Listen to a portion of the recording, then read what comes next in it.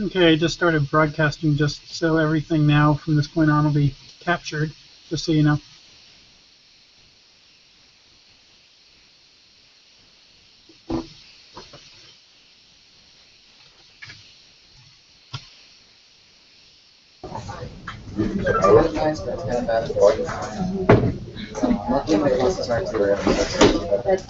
I live off of and tomorrow morning I'm not.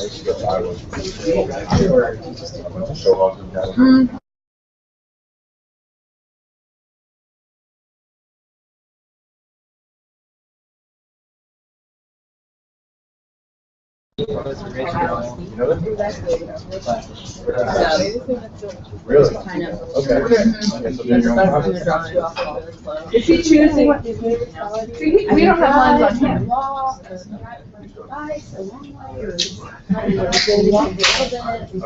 Can you hear us fine now? No echo? No, I think he's on mute. No, I can hear you fine. Did we get rid of our echo? I think I did. Yeah, that's perfect, actually. There you go. What was the trick? I think it's hard for us. Too many HD TVs. We'll turn that TV up. Is that me on the screen? I got it. What? The screen in the back. There we go. Yeah, we have 3 TVs. Must be engineering. Did you do your undergrad?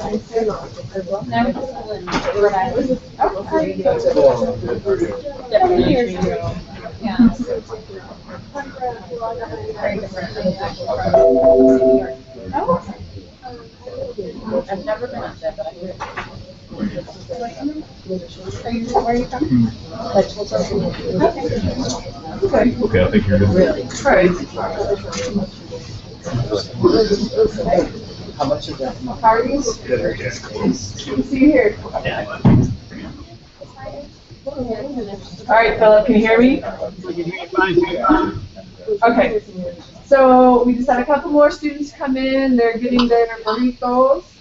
And I think as soon as they get them, we'll be ready to go. I think we had 20 students RSVP, and then a couple people that are here that didn't RSVP, so we might have a couple extra come in. Our critical mass inflate. Are they big ideas? Sorry.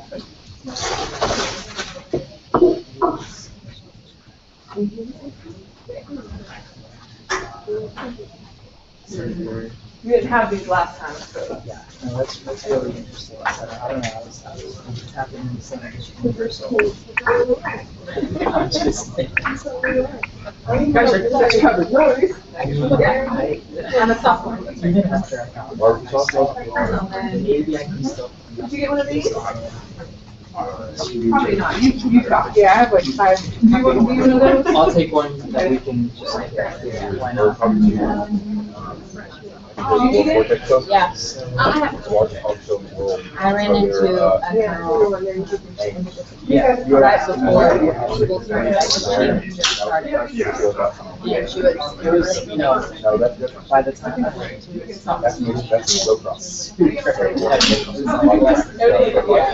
because although like we didn't know where this would have been,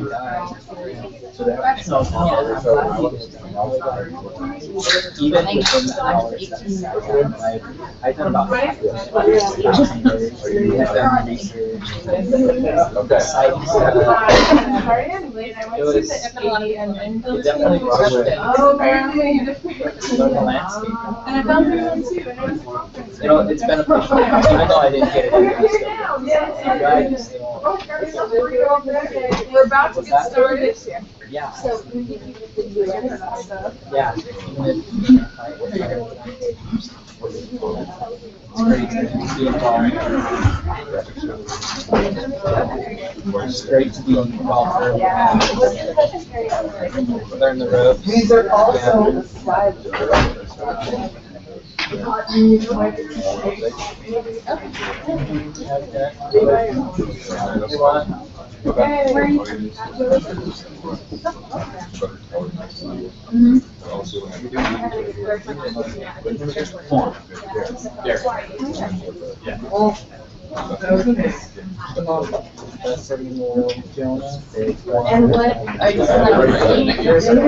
All right, you guys, everyone feel settled?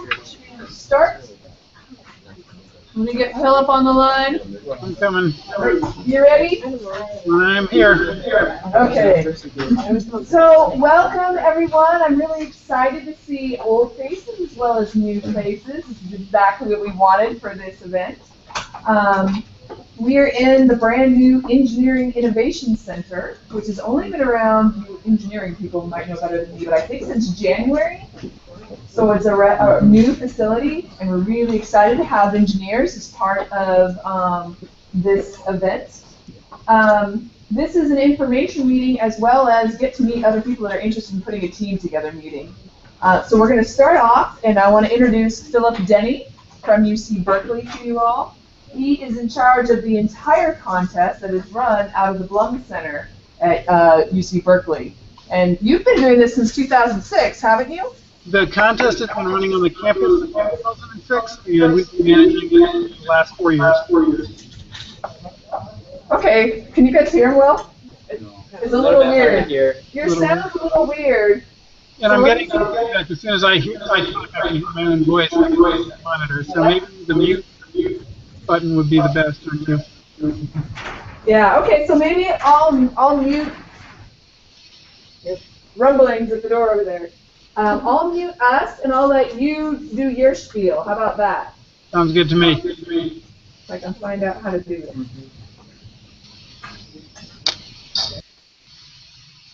Okay, looks like you're muted now. Can you hear me better? Thumbs up if you can hear me a little bit better. Okay, lots of thumbs up. Well, thanks everybody for coming. This is an awesome turnout. Leslie, thanks so much for organizing this. We're always excited to speak to Texas A&M students. This is our second information session this semester. I don't know if you're on the quarter system or the semester system, but we're in the semester system over here at UC Berkeley.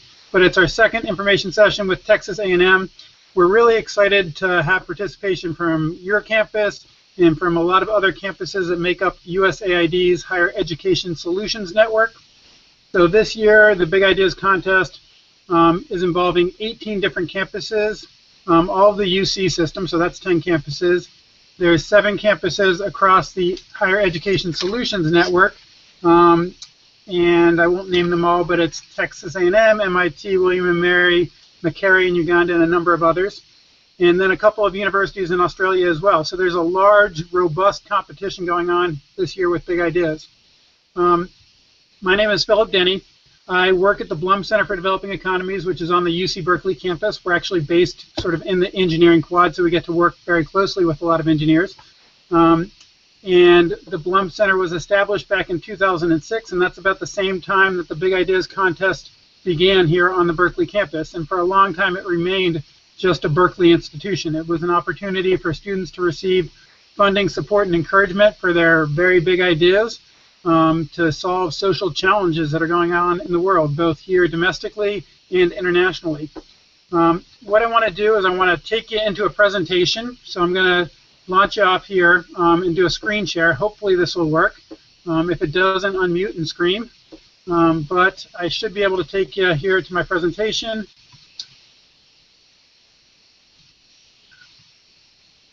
And there we go.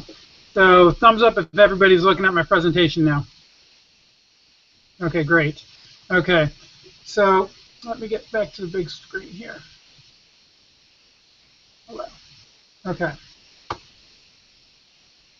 So Big Ideas at Berkeley is an annual student innovation competition. It's aimed at, as I mentioned, providing funding, support, and encouragement to interdisciplinary teams of graduate and undergraduate students who have big ideas aimed at solving important social challenges. Now, the real sort of hallmark of this competition, as opposed to some other competitions that you may have looked at, is that we're really interested in the earliest stage ideas, even earlier than early stage ideas. We really want to help students take those great creative ideas that are in their head and begin to put it down on paper for the very first time. So this is structured as an academic year-long competition. We provide a ton of resources for students to help them along that pathway of ideation, to take that idea and begin to move it into an actionable plan. So this year in the Big Ideas Contest, there are 10 different categories. You'll see some of these categories are highlighted in red and some aren't. The categories in red are the A&M students can apply to and are eligible to apply to as Texas A&M students. The other categories, you would need to look at the eligibility for those categories on our website and find students from eligible campuses. So the categories that are open to Texas A&M students at this point are Conflict and Development, which is sponsored by the Conflict and Development Center at Texas A&M. Thank you, Leslie. We have a new category this year on Food Systems Innovation, and I'll get into that in a moment. We have a category that's sponsored by my organization, the Blum Center for Developing Economies, on Global Health. We have a new category on Mobiles for Reading, which is sponsored by USAID in their All Children Reading Grand Challenge. And then last but not least, we have a category that's sponsored by William and Mary in their Open Data Center, their AID Data, and that's called Open Data for Development. So as Texas A&M students, you are eligible to apply to any one of those categories, students or student teams. For those other categories, such as clean energy, creative expression for social justice, improving student life, IT for society, and scaling up, you would need to partner with students from another eligible campus. Does that make sense to everybody? Thumbs up? Yes? Okay. Everybody can hear me still, right?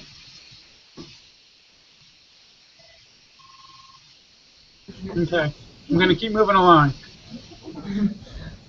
Philip, Yeah? hold on. We're getting to the important part. Conflict and Development's up there. Wait, Philip. Can you hear me? Hello? Can you hear me, Leslie? No. Now I can. You can hear me now. Well, we hear you now, but it did cut off for a little bit. Okay, where did I exactly cut off, though?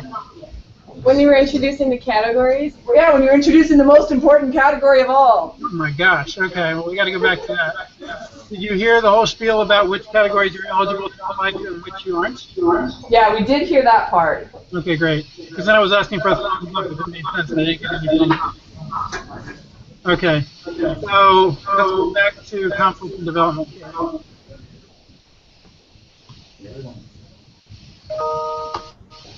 Okay, can you see that now? Thumbs up? Okay, great.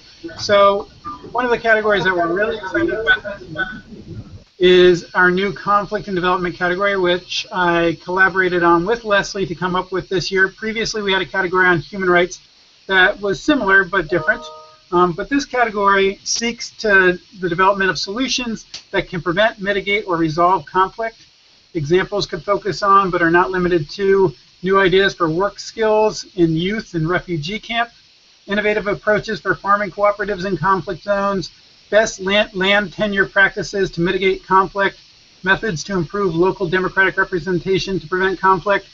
The way we structure every single Big Ideas category is that we want to make these defined as broadly and as inclusively as possible so that students can come in with a range of ideas. We don't want to limit creativity because we really see that as the strength of a competition like Big Ideas. We want to allow students to think outside the box, think creatively, and come up with these crazy, wild, successful solutions to social challenges that others may have not thought of in the past. So that's one category. We have the other 4 categories that are open to students at Texas A&M. As I mentioned, food systems innovation. This seeks to encourage the development of innovative solutions that address challenges and lead to improvements in the global food system. We have global health. This looks to develop an action-oriented interdisciplinary project that would help alleviate a global health concern among low-resource communities.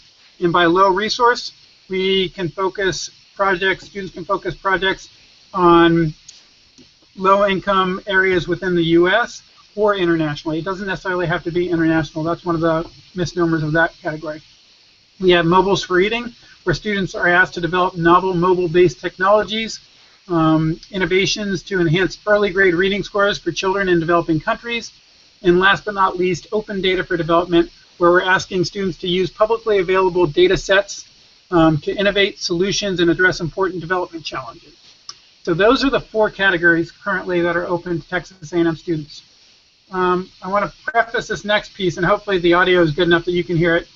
We have a quick Big Ideas video. It's 3 minutes that I wanted to play for you. It just gives you some context of the competition and provides you with an insight into 3 very different types of projects. And that's sort of the key, is that we have very different types of projects that come through Big Ideas.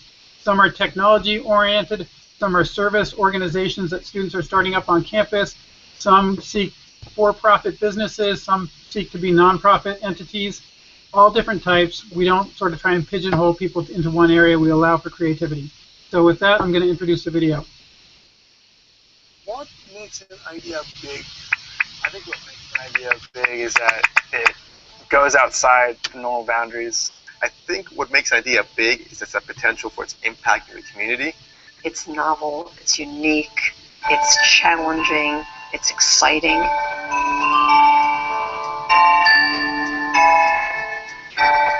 Big Ideas program seed funds and encourages student innovation for a better planet. Undergraduate students are rarely recognized as producing innovative, cutting-edge ideas. You know, it doesn't take a lot of money. It doesn't take a lot of, you know, it doesn't take a 5-year PhD research project in order to do some of these things.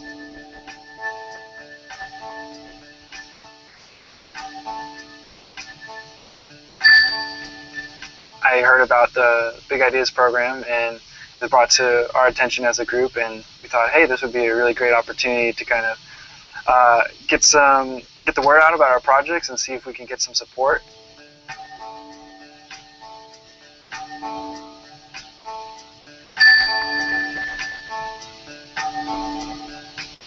And it ends up being much more than a grant because it gives you that confidence to go forward. The fact that there's other people in the room and other people at Cal that are reviewing this and thinking, hey, you should go for this.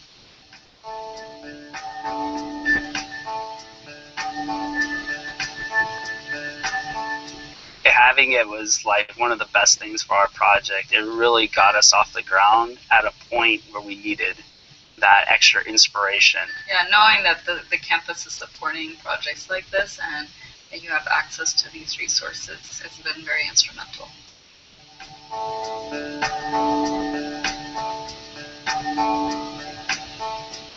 Just the fact that Big Ideas existed and seemed willing to fund a project like this gave us hope, because our budget for dental is actually like under $200 a semester. And we saved the residents of Berkeley like probably $50,000 to $100,000 just through the services we have. Capitalize on the creativity of the students. Don't tell them the solution. Give them the opportunity and let them come up with creative ideas. We should disabuse ourselves of the idea that all smarts are with the professors. Students are just as smart, they're just younger, that's all. We created a business plan for Big Ideas. So it really gave us that push to really follow through on this and give up our investment banking and consulting offers that we had. And as soon as we got the news that we had gotten the grant, I think that's the first time we said, hey, let's give up what we were doing and let's follow our passion. The power of the small grant is that it allows students to experiment earlier in their lives. They don't need to wait to complete a PhD and get a faculty appointment to try something new. I think that's very important. Otherwise, we waste a whole kind of generation just waiting for the credentials to do something that they have some capacity to do earlier. What makes an idea big? I think what makes an idea big is that it goes outside normal boundaries and it really kind of surpasses what was already there and sets a precedent for something new.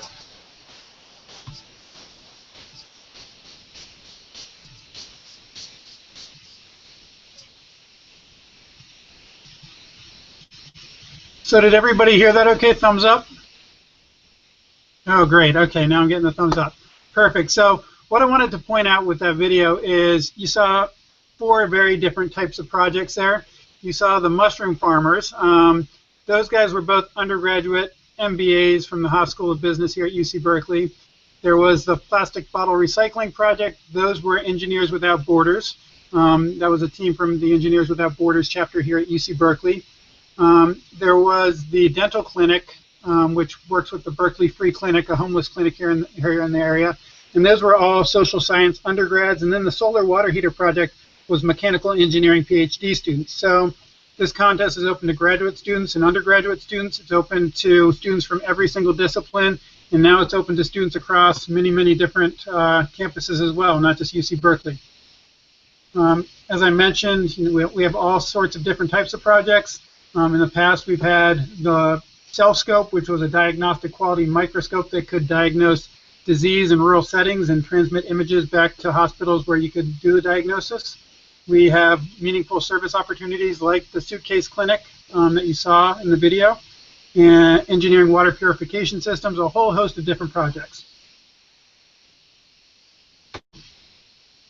So now I want to get in a bit to the contest rules. Does anybody have any questions at this point? I'll stop just for a moment and see if you have any questions. Thumbs down, thumbs up. Nope. Okay, I'll just keep going then. If you have questions, please interrupt. Just take yourself off mute and please interrupt. Okay, so the official contest rules are that at least one member of each team must be a matriculated student at an eligible campus, eligible university to enter the contest. To find out the eligibility for a category, you would have to go onto our website and look at the specific category that you're interested in applying to. As I mentioned, there's those 5 categories that Texas A&M is eligible for. For the other categories, you'd have to look at the eligibility list and partner with one of the students from one of those campuses that's eligible. Number 2, big ideas projects must be student-initiated, student-led. Faculty and staff can play a role.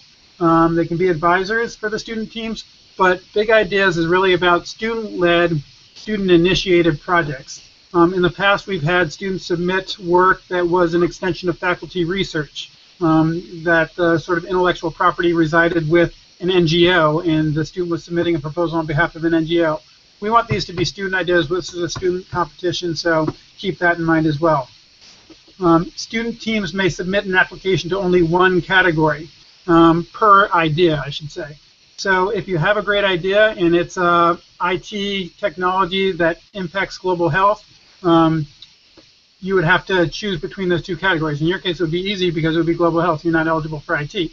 But you have to pick the category and apply that idea to one particular category, not 2. If you have 2 great ideas and you want to apply those ideas to different categories, you're more than welcome to do that. Does that make sense? Yes, great. I'm seeing a lot of nodding. Okay. Student teams cannot seek funding from big ideas for projects that have previously won an award. So that really only applies to 2 students at Texas A&M who won last year, one of which won our grand prize, I should mention. We had a project last year that not only won the top prize in the global poverty alleviation category, but also won our grand prize pitch day. It was a PhD student from Texas A&M and a team of students from other campuses, and they won the grand prize pitch day for a project that focused on promoting nutrition in far western Nepal through yogurt supplements. And then lastly, there's a category called Scaling Up, which is only applicable to 2 Texas A&M students, and that's to take past winners and give them an opportunity to scale up their projects. And lastly, each project needs to designate a team lead, and that person will be the main point of contact for all our communications for big ideas. That person must be a matriculated student at an eligible campus, and that person sort of has final say and authority on how the project, should you receive funding, gets awarded the funds. Okay, so now we'll jump into the timeline now that you know what makes you eligible. Right now, we're in the pre-proposal stage of the contest. During the pre-proposal stage, we do information sessions like this. We have writing workshops. We have one on October 22nd and one on November 3rd. We have events here on the Berkeley campus like Innovators at Cal and an idea generation dinner to help build some teams and do some networking among the Berkeley students. But we also have ways to get creative to help you find team members as well. So if you want to recruit team members, we can post profiles on our Facebook and social media pages. We can get the word out through listservs, things like that. So if you're looking to build a team, get in contact with us.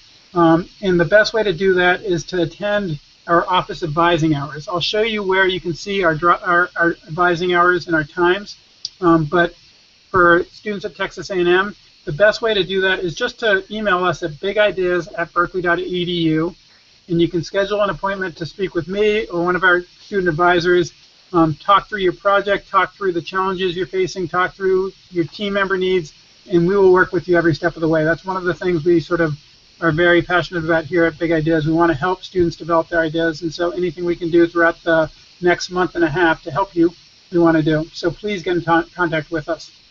The pre-proposal deadline is November 13th, 2014 at 12 noon Pacific time. So keep that in mind. It's 12 noon Pacific time.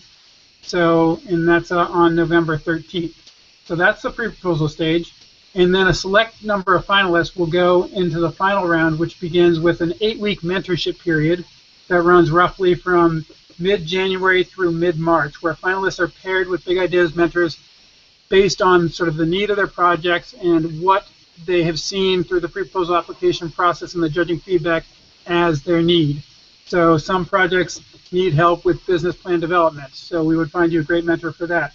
Some projects need more technology-oriented or specific advice on the nature of their project, so we're going to help you get matched to a mentor who can help you fill in those holes that were identified in the pre-proposal process. Then the full proposal stage runs all the way through March 10th.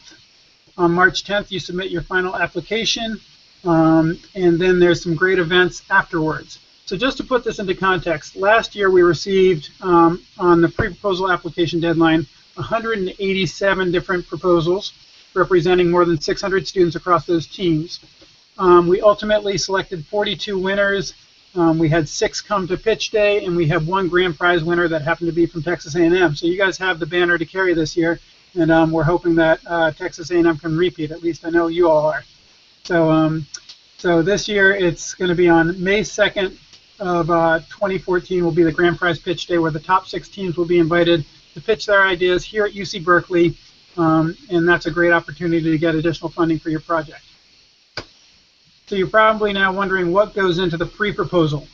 The pre-proposal is a 5-page essay, essentially, that contains these elements. First, it has a title, and that's just a brief title. It has the project description and what we want students to talk about there, and that's usually 1 to 2 pages about how it, what does the project look like, what is its potential for impact. You're really focusing on just the first year of impact or first year of the project and implementation. Then we ask for a need statement. We want the student in the need statement to convey an understanding of what the problem actually is, what other interventions have been attempted, what things have been out there working, what hasn't been working, and how your technology or how your innovation surpasses what's already there. Next, we ask for a 1-year timeline. And again, we just want to focus on that first year of implementation. We're just looking at these as 1-year awards. So we want to know what would you do with the funding in that first year. And then lastly, or 2 things lastly, we have the team bios, which we want to know that you have the team in place to implement the project if you're given funds. We don't need to know all extracurricular activities that are unrelated to the project. We really want to know who is your team and how are their skills relevant to you carrying out your project. At this stage, at the pre-proposal stage, it's not necessary for you to have all those people on board at this time. That can happen over the course of the contest if you make it to the final round. But what you should have done is you should have at least thought about what are the skill sets that you need to participate in this project to implement it eventually. So if you don't have a web developer per se, you need to identify that in your proposal and talk about how you plan to recruit one. If you don't have a business plan development person, you might want to include that as a whole, but that you're looking to actively recruit. And then lastly, there's a 1-year budget. So I'll show you the budget template when we get to the website, but the 1-year budget, the average award for a Big Ideas prize is $5,000. The maximum students can request in a Big Ideas application is $10,000. It's okay to have a project that has a larger funding need than that. What you need to do, and I'll show you on the budget template in a moment, what you need to do is identify if your project is going to cost $30,000 and you're requesting 10 from Big Ideas, You need to show a budget for how you would use that $10,000, and then you also need to show how you would address that $20,000 budget gap. Would it be through crowdsourcing? Would it be through in-kind donations from a partner? How would you address that budget gap? That should be represented in your one-year budget as well. I'll stop here for a second and ask if anybody has questions on the proposal elements. Okay, then I'll just keep moving along.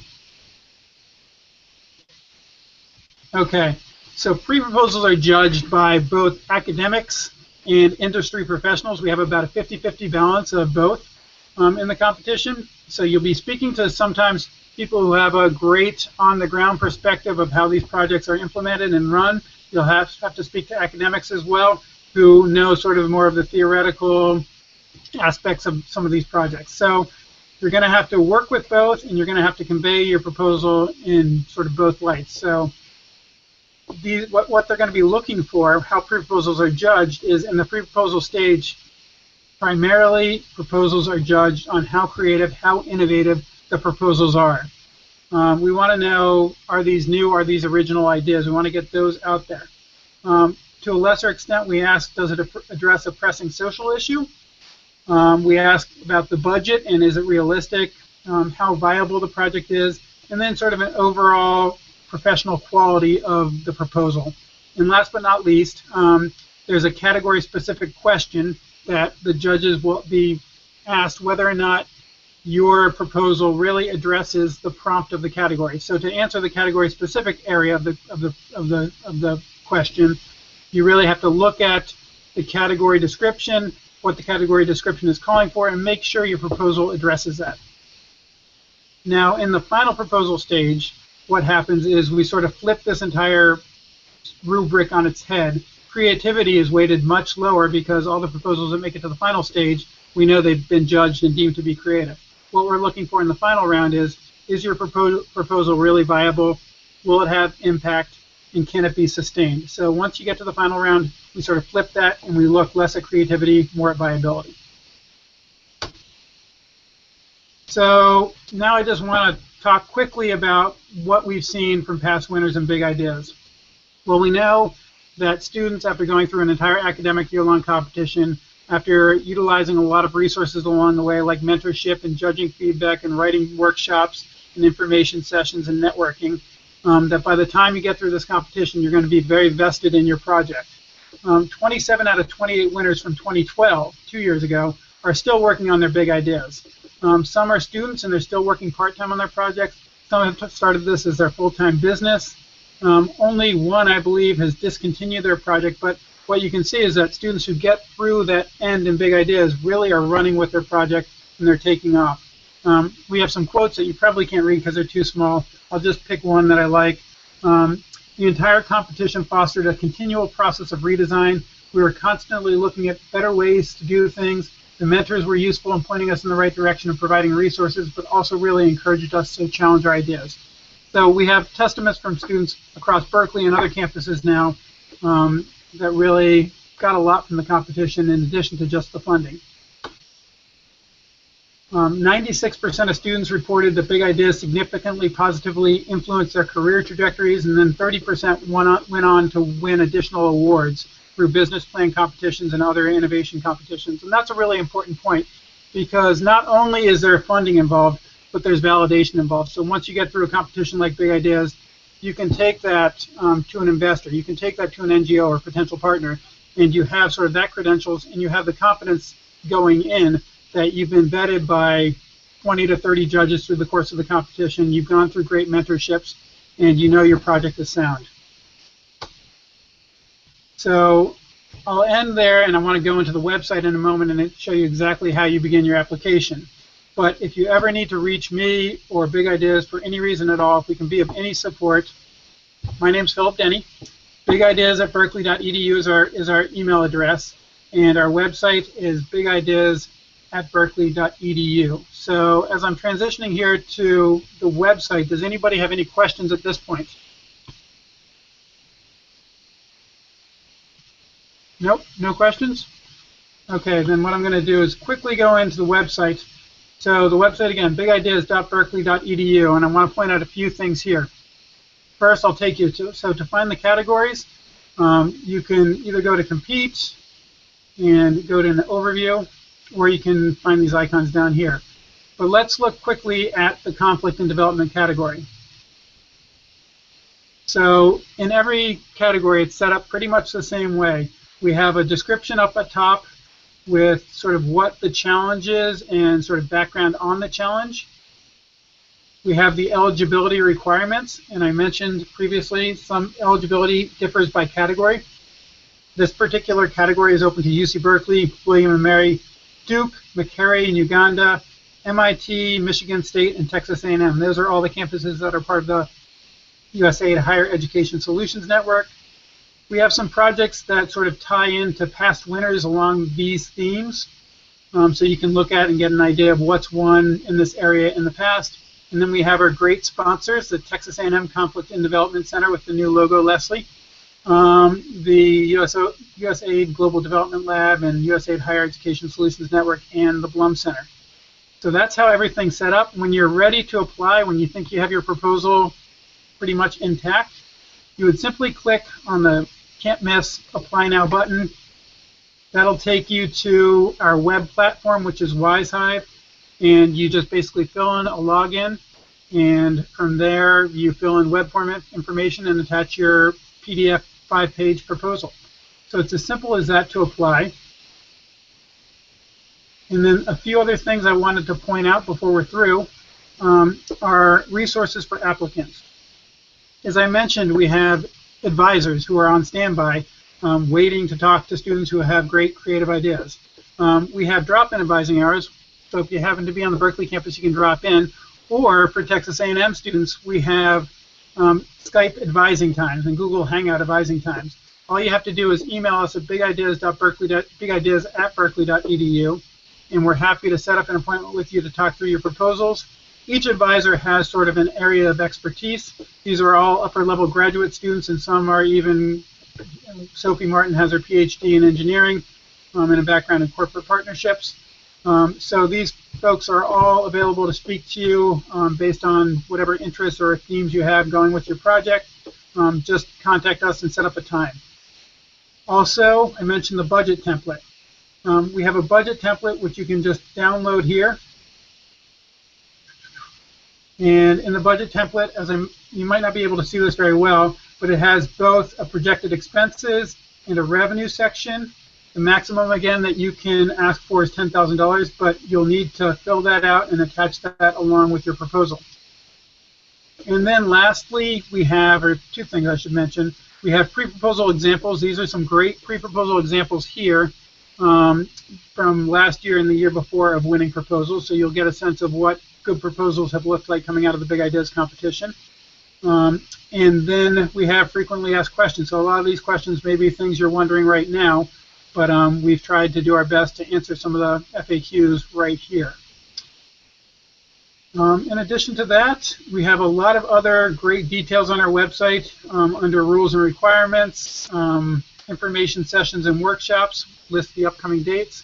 Anything you would need would probably be on this website, but if you need anything else, check us out at bigideas@berkeley.edu. So with that, I'm going to turn it over to you, turn it back to you. Ask again if you have any questions and see if I can answer them.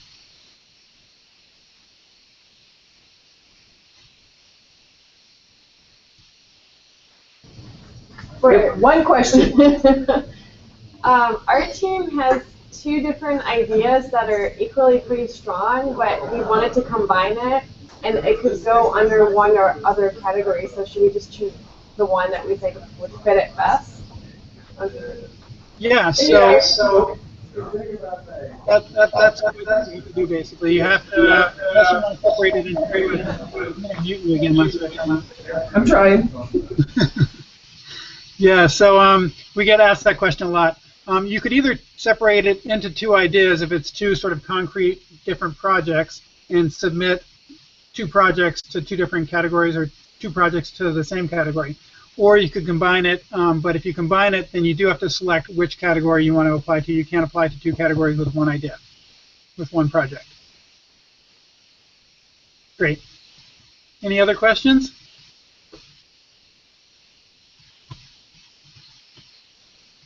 We'll go back to this. There we go. I'm there.